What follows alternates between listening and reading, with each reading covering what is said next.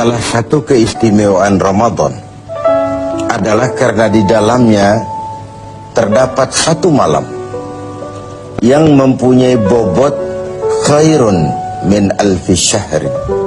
Satu malam tetapi lebih baik daripada 1000 bulan. Kita sebut itu sebagai Lailatul Qadar. Kapan sih Lailatul Qadar itu? Dan bagaimana kita harus menyikapinya?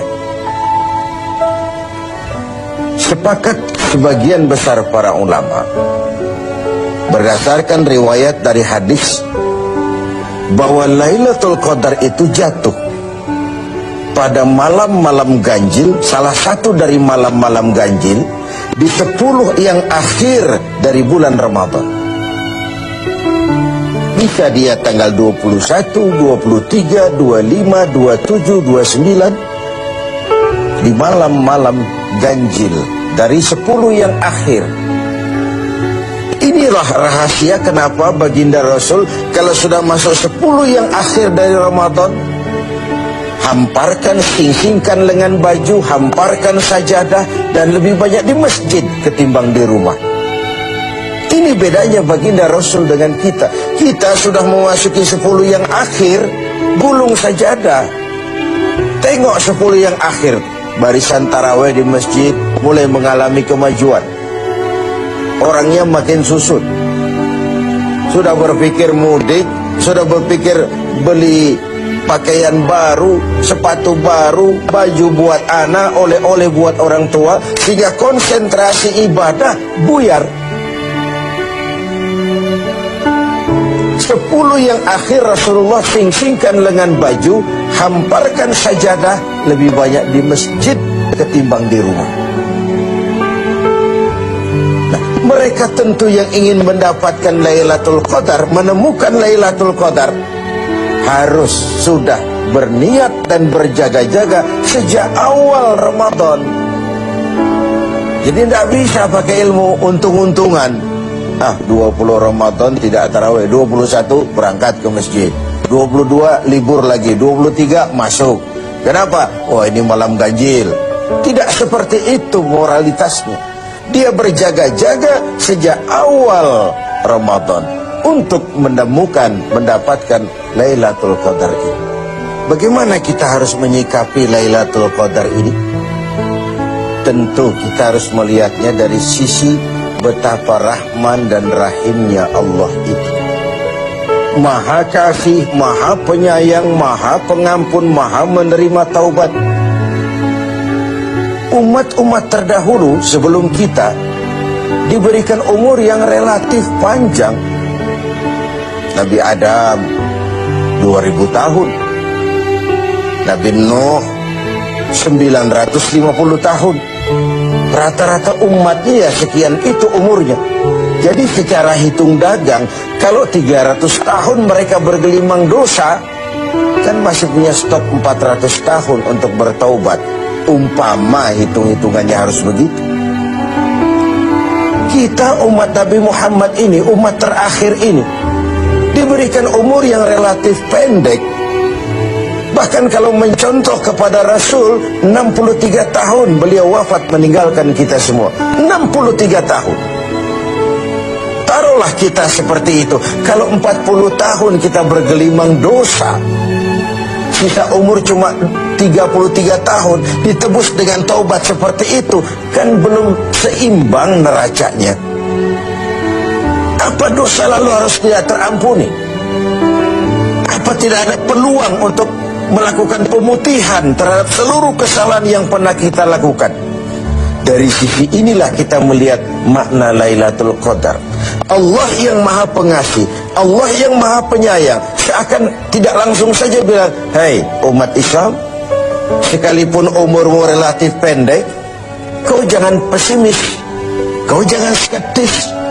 Sekalipun begitu banyak kesalahan kau lakukan, dosa kau tumpuk, dan umurmu relatif pendek, jangan sedih. Aku berikan kepadamu waktu dan tempat yang punya nilai spesifik. Waktu dan tempat yang punya nilai istimewa. Tugasmu memanfaatkan peluang yang diberikan itu. Itu sebabnya ada penggandaan nilai pahala. Sholat berjamaah pahalanya 27 kali lipat daripada sholat sendiri. Beribadah di hari Jumat mendapat tambahan pahala. Sholat di Masjidil Haram di Mekah 100.000 kali pahalanya ketimbang di masjid-masjid biasa. Itu tidak lalu berarti sudah sholat di sana lalu berhenti lagi sholat di mana-mana karena merasa sudah banyak stok, sudah punya banyak devisa. Bukan itu pengertiannya. Ada ruang dan waktu yang punya nilai istimewa. Kalau kita pandai memanfaatkannya, maka nilai lipat-kelipatan dari ibadah kita itu diberikan oleh Allah Subhanahu wa ta'ala. Itulah sebabnya Allah menyediakan ada bulan istimewa Ramadan, ada hari istimewa Jumat, ada waktu istimewa sepertiga malam yang akhir, ada tempat istimewa Arafah, Mina, Multazam, Raudhah, Zamzam. Ada waktu yaitu Lailatul Qadar. Satu malam lebih baik dari 1000 bulan. 1000 bulan itu kan 83 tahun. Dan jarang orang sekarang yang mencapai umur 83 tahun. Yang kedua, kita harus melihat Lailatul Qadar ini dari perspektif kita sebagai manusia. Tidak ada orang yang tidak pernah salah. Sengaja atau tidak, kecil atau besar, khilaf atau terpaksa, setiap kita mesti pernah melakukan kesalahan. Ya kepada sesama manusia, ya juga kepada Allah. Salah kita kepada Allah, kita bertaubat langsung kepadanya. Sampai-sampai di hadis qudsi dikatakan, "Lau amiltumul khataya hatta mala'atis sama, thumma nadimtum fataballahu alaikum." Kalaupun kamu berbuat dosa, penuh langit dengan dosamu, kemudian kamu menyesal, bertaubat, Allah pasti akan menerima taubat kamu.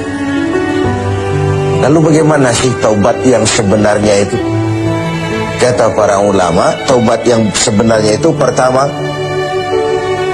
meninggalkan perbuatan jahat. Yang kedua, berjanji tidak akan pernah mengulanginya lagi.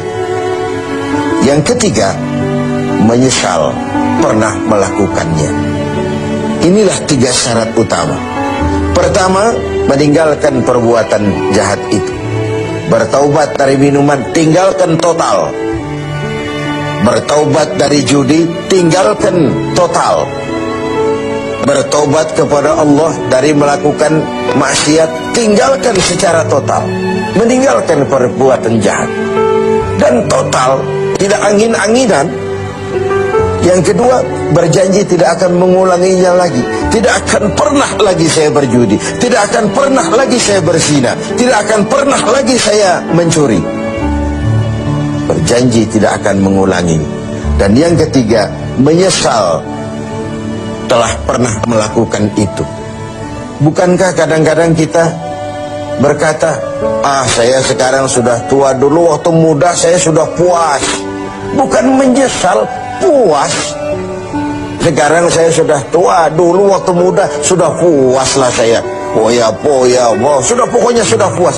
Bukan puas yang diminta, menyesal. Kenapa dahulu begitu? Kenapa telah melakukan itu? Inilah makna taubat yang sebenarnya. Pemirsa TV7 yang berbahagia, orang yang beribadah Ramadan dengan baik, melaksanakan taubat dengan benar, diterima taubatnya, pantas dia keluar dari Ramadan, masuk 1 Syawal, pantas jika ia masuk dalam golongan minal aidin wal faizin, masuk dalam golongan orang yang kembali kemana? Kembali kepada fitrah, suci, bersih, seperti bayi baru dilahirkan oleh ibunya, tidak punya dosa kepada Allah, lantaran sudah dilebur oleh ibadah dan taubatnya di bulan Ramadan. Wal faizin, dan termasuk ke dalam golongan orang-orang yang beruntung, Tidak dalam artian yang materialistis, tapi dalam artian memperoleh keberkahan dalam hidup dan keberuntungan di dunia, lebih-lebih di akhirat nanti. Inilah Ramadan, di mana kita selalu mencari nilai tambah dari setiap amal yang kita lakukan, karena umur yang diberikan relatif pendek, dosa yang kita kerjakan relatif banyak. Kalau neracanya tidak diimbangi dengan upaya mencari nilai tambah tadi, boleh jadi tidak akan ada keseimbangan dalam neraca hitung-hitungan kita di hadapan Allah Subhanahu wa Ta'ala. Padahal seimbang saja sudah rugi. Kita ingin masuk dalam fa'amman sakulat mawazinuhu, orang yang berat timbangan kebaikannya, bukan yang berat timbangan kejahatannya. Adanya nilai keseimbangan ini akan membawa kita kepada keberuntungan di padang mahsyar kelak, di pengadilan Qadhi Rabbul Jalil. Oleh karena itu, dalam setiap langkah di Ramadan, mengisi Ramadan ini, kita tetap berupaya mencari nilai tambah dari suatu amal. Dan amalan itu, bagaimanapun baiknya sudah kita kerjakan, tetap mengacu kepada fa'idha faragta fansab. Kalau sudah selesai kau kerjakan satu perbuatan, sing-singkan lengan bajumu, bersiaplah untuk tugas berikutnya. Tidak ada puas, tidak ada prestasi puncak. Bagaimanapun baiknya sudah yang kita lakukan, dia hanya awal menuju ke arahnya.